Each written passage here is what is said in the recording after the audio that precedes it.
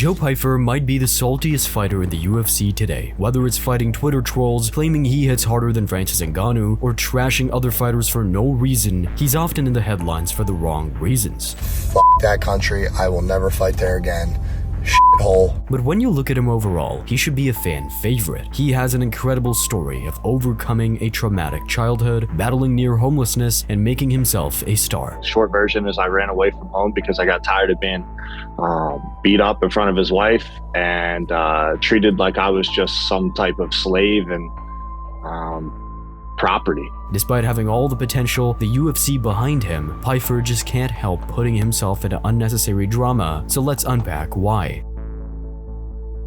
Growing up, it's not an understatement to say Joe Pyfer may have had the roughest upbringing of any UFC fighter. Psychological abuse, physical abuse, and much more was sadly a near daily part of his life. Because I got beat from the time of about a year old all the way up until, and I mean beat, so I got beat like a grown man, and verbally, physically. My four sisters suffered the same thing. His mother worked multiple low-paying jobs to make ends meet for the family, but at home, it was his father who ruled the nest. Pyfer can recount situations where as a young teenager, or even before, he'd be forced to pull his pants down in front of his entire family while his father beat him until he cried. The situation was so horrible, he'd urinate out of his window rather than risk bumping into his father in the corridor on the way to the bathroom. Grab you by your hair and throw you face down and then tell you to go to your room and leave you in your room for days, hours, and I mean hours, like 8 to 10 hours was a minimum as punishment by him. So I used to be so afraid to leave my room after getting punished, I would piss out the window. Because if I had even tried to go to the bathroom to go get a sip, yeah, I got beat the fuck out of for it. So I would piss out my window. Tragically, this was Joe Pyfer's reality from being a baby all the way until he was 16 years old. And as someone who was homeschooled early on, Pyfer sadly just thought this was normal. It wasn't until he was a little older that he realized this isn't what childhood should be. So you legitimately had no idea that that wasn't normal? No idea, not until I went to public school. And then I went to public school and I was starting to get smart. I was hearing about the things that kids would do with their parents and going on vacations and shit like that. And I'm like, what the fuck? And they're like, oh yeah, we're all going, like, some kids would be like, oh, if you want to go hang out here, if you want to go do this or do that. And I'm like, I can't. My dad wouldn't even drop me off. My dad wouldn't drive me anywhere. But once he was gaining maturity, he decided enough was enough after one situation that went way too far after he came home 3 minutes late from basketball. And he corners me in the kitchen and he starts fucking swinging on me again. And he's like, I'm gonna kill you, motherfucker. I'm gonna fucking kill you. Comes back, fucking, like, leaves for like 5 seconds, comes back. I should have just ran out of the door. But, you know, a little fear, locked up, I guess, at that point. Or a little hope that he was gonna, like, fucking calm down before I fucking left. And he fucking pulls out a pocket knife and he starts walking towards me. He's gonna fucking stab me with it. He's like, I'll fucking kill you, I'm gonna fucking gut you. He ended up pushing his dad across the table, running out with his things, and never returning. Pyfer then slept in a local park for 2 full weeks rather than going back home. And while he eventually found shelter with a kid from his high school, the conditions were truly horrible. Living conditions were disgusting. It was basically, everybody was petitioning to get the house condemned because it reeked so bad. I mean, the guy was a hoarder. There was cats in there. They pissed all over. I mean, area, you could touch like any surface and it would feel like it was fucking dried honey. It was disgusting. God. Like literally white carpets that had like been originally in the house were literally like brown like a chair. It was disgusting. Rust all in the bathrooms and things like that, roaches. But the one person who pulled him literally out of the dirt was his high school wrestling coach. And without that positivity, camaraderie, and route to channel his anger, even Pyfer himself isn't sure whether he'd still be here or not. I had zero opportunity living with either of my parents. So I joined the wrestling team, man. And I graduated high school. I met I met my savior in life, which was my high school wrestling coach, Will Harmon. And with all my heart, Ariel, I can say that I probably would have called it quits if I didn't meet that man and join that wrestling team. No doubt, Pyfer's upbringing, while horrific in many ways, it also gave him a mental toughness, resilience, and fire inside of him that helped him become an elite UFC fighter. It even made him one of Dana White's favorite fighters, which for someone fairly new to the UFC is a major stamp of approval. If you want to get into the UFC and this is where you want to be, Act like Joe Pyfer, okay? Be Joe Pyfer. Be excited to be here. Be fired up to fight. Try to finish the fight. Try to win. Be Joe Pyfer and you will get into the UFC. But while it's shaped his mentality in positive ways, it's undoubtedly caused some damage also. And it's this feeling of never wanting to feel disrespected, outspoken nature, and not caring about anyone's opinion that continuously lands Pyfer in controversy. The first time UFC fans really saw that was when he reportedly broke Francis Ngannou's world record for having the most powerful punch. I've always prided myself in hitting hard. I've always felt like I hit harder than everybody. Now, sure, I'm sure Francis's punch feels different than mine, but I got speed, I got power, and I walk at like 220 when I'm at a camp. So I'm not a small guy, you know what I mean? I'm 6'2", 220 when I'm hitting that. Now, I'm sure UFC fans remember when Dana White claimed that Francis Ngannou recorded the hardest punch literally in human history. It was back at the UFC Performance Institute on a machine called a power cube. They even said getting hit by Ngannou was like getting hit by a car. And Francis Ngannou has the world record for the most powerful punch. His punch is the equivalent to 96 horsepower, which is equal to getting hit by a Ford Escort going as fast as it can. And it's more powerful than a 12-pound sledgehammer swung full force from overhead. Holy shit. It of course made sense that the scariest knockout artist in UFC heavyweight history would have the hardest punch. But years later, Joe Pyfer said he'd beaten the record. And not only had he beaten it, he did it with a torn rotator cuff, 16-ounce gloves, and had a score over 30% higher than Ngannou. Those nerds, whoever told me that I didn't get that score. I'll do it again. And just to say this, I had a torn rotator cuff when I hit it. And then I had to stop because I hurt myself. Well, damn.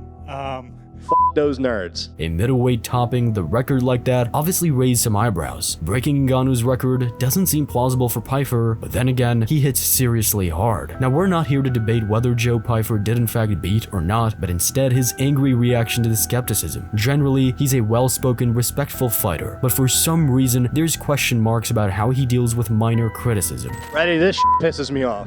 I hit the machine, the same machine, and I hit it with a 16-ounce glove. For all these nerds out there that don't understand science, I hit it with a 16-ounce glove. That means I didn't even get to hit it as hard as I could because I had a big pad. So I broke the record with a big glove. I broke it 4 or 5 times. I broke it in front of the operations guy. There was a heavyweight from Brazil that was hitting it.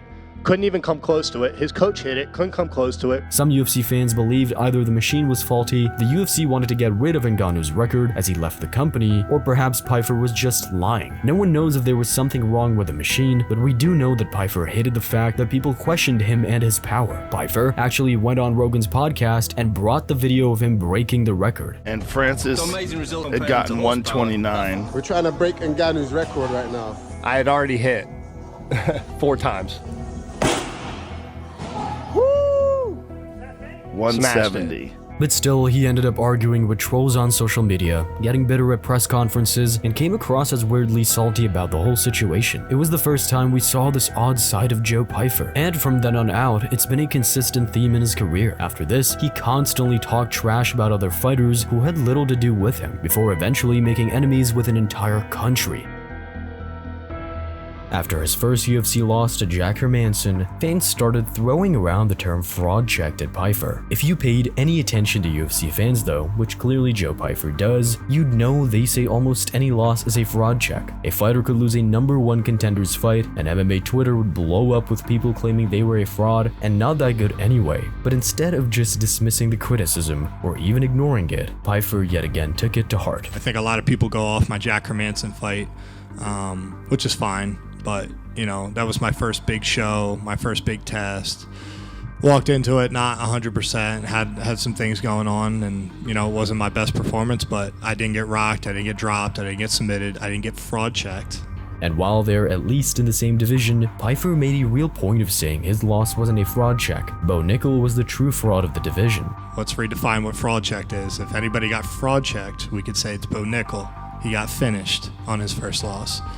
I lost a basically split decision, 3 rounds to 1 or to 2.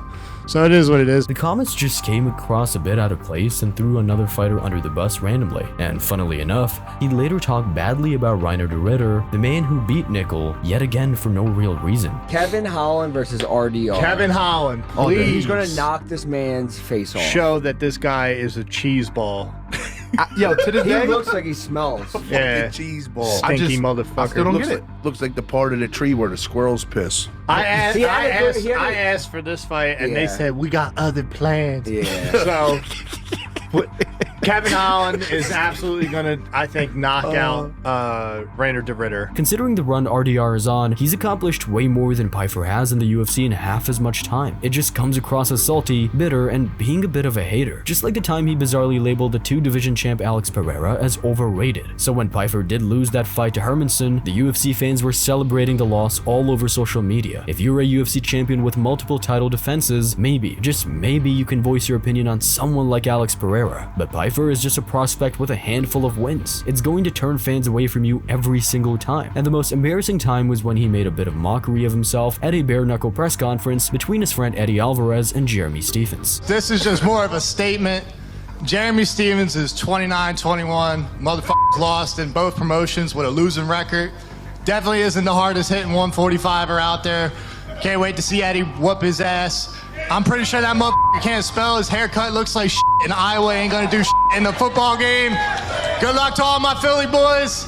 And if Lil Heathen want to do something after, he can get his ass whooped by me too. Let's go! Jeremy Stephens was fighting in the UFC when Joe Pyfer was 11 years old. Not that you have to respect those who came before you, but it's super disrespectful to badmouth a veteran like Stephens who has never even mentioned your name. Of course, you're going to root for your friend, but it's just another case of Pyfer talking very strongly and aggressively about things that really don't involve him whatsoever. But the big story that landed him in controversy was when he badmouthed the entirety of Mexico.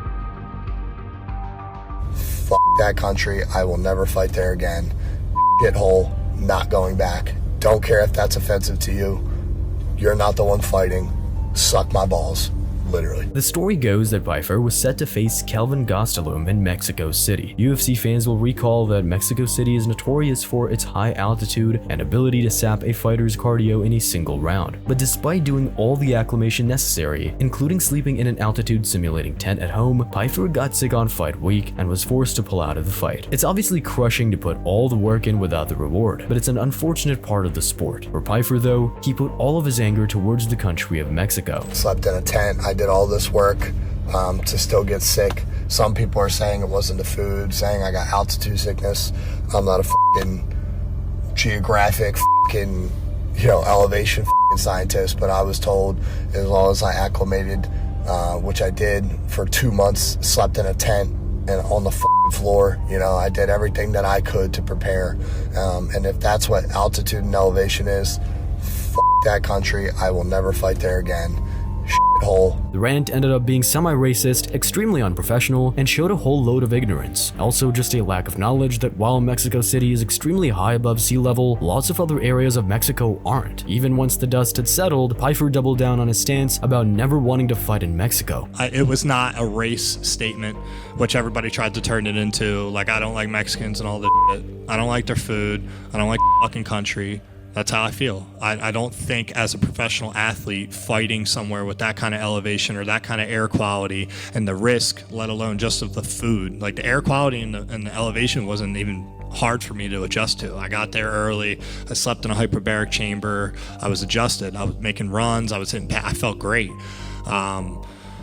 It's just 14 out of the 15 meals I cooked, I didn't cook on the last day, and I got super sick, and I was sick for weeks. It immediately turns every Mexican UFC fan against Pyfer, but really it makes most fans outside of the US look at Pyfer in a negative way. Even after getting the fight rescheduled with Gastelum on American soil and getting the victory, he was still online getting into random confrontations with fans. Dude, he's made himself such a fun target with the way he The way he gets angry at everything that happens, he's such a fun target. He's attacked the media, argues with fans, trashed other fighters, and has been coined Salty Joe by some of the MMA community. Despite his fun fighting style, ability to hunt for finishes, and incredible energy he brings to fight weak, this bitter nature is kind of hard for fans to get behind. Joe Pyfer's best bet might be doing a Colby Covington, leaning into being the bad guy, and getting fans desperate to see him lose. Because after all, this isn't the business about making friends, it's the business of getting people to watch you no matter what. And maybe that's the route for Joe Pyfer. Thanks for watching. We just hit 50,000 subscribers, so thank you all very much. And if you aren't subbed yet, go hit the button because we release videos just like this every single week.